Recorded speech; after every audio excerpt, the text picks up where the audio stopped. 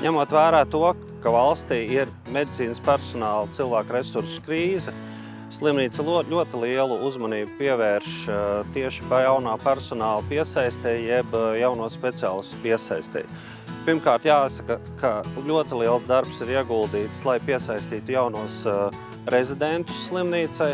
Patreizējā brīdī slimnīcā to ir 30. Mēs katru gadu cenšamies šo skaitli kāpināt par 6 līdz 8 jaunajiem rezidentiem tajās specialitātēs, kurās mēs jūtam trūkumu tagad vai nākotnē.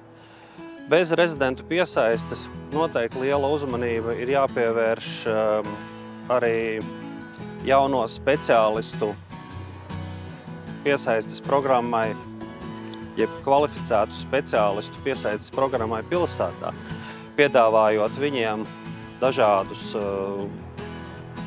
labumus, kas varētu būt tādi kā, piemēram, zemes īres dzīvokļu iespējas, jo viens no svarīgākajiem momentiem, pa kuriem izsakās jaunie ārsti, kad viņi meklē savu jauno darba vietu, ir tas, ka viņi interesējas par dzīves vietas apstākļiem, par iespēju, vai būs pieejams bērndārs, par iespējām kvalitatīvai izglītībai saviem bērniem.